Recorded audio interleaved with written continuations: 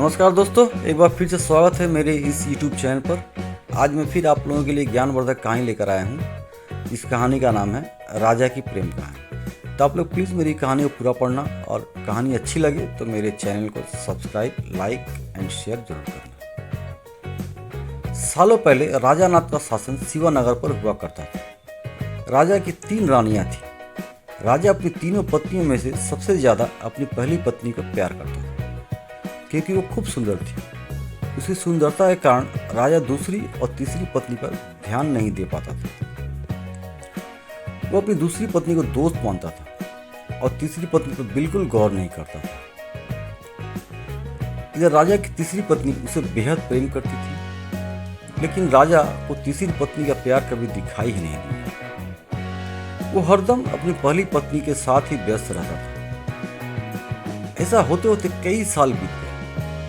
रोज राजा की तीसरी पत्नी इसी उम्मीद में रहती थी कि राजा आज उसके पास आएंगे, आज वो कुछ प्रेम भरी बातें करेंगे, लेकिन ऐसा कभी कुछ नहीं हुआ। इसी तरह कुछ वर्ष बीत गए। एक दिन राजा नाथ अचानक से गंभीर बीमार हो गए। उनकी तबीयत देखते ही देखते खराब होती गई और उनके जीवित रहने की उम्मीद कम हो गई।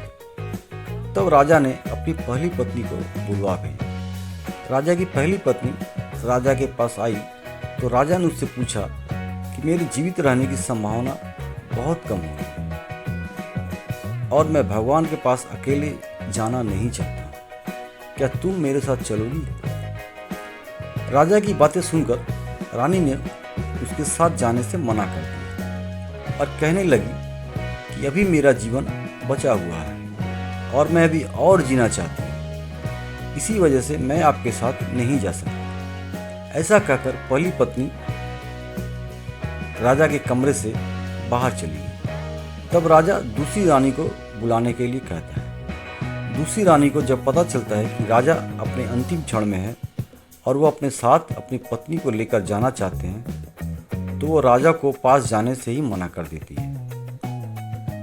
अपनी दोनों प्रिय रानी से निराश होकर राजा ने सोचा कि मैंने कभी अपनी तीसरी पत्नी को समय नहीं दिया और न ही उस पर प्यार जताया। अब मैं उसे कैसे बुला सकता हूँ? राजा ऐसा सोच ही रहे थे, तभी तीसरी रानी बिना बुलाए राजा के पास पहुंच गई। तीसरी रानी को राजा की इच्छा पता होती है, इसलिए वो सीधे राजा से कहती है, स्वामी, मैं आपके साथ चलने के लिए तैयार हूँ। रानी की बात सुनकर राजा को बहुत खुशी हुई। साथ ही उन्हें यह निराशा हुई कि उसने सारी जिंदगी उस रानी से ठीक तरह से प्यार नहीं जताया, लेकिन यही मुझसे सबसे ज़्यादा प्रेम करती है। उसी वक्त राजगुरु एक जाने माने वैद्य को लेकर आते हैं जो राजा को तबीयत को ठीक कर देते हैं।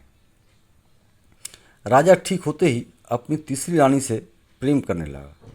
हमेशा अपने करीब राजा ने अपनी तीसरी रानी को ही रखा और दोनों खुशी खुशी राजमहल में जीवन जीने लगे। दोस्तों, इस कहानी से यह सीख मिलती है कि किसी को सुंदरता से प्रेम नहीं करना चाहिए, बल्कि उसके दिल और आचरण से प्यार करना चाहिए। दोस्तों, मेरा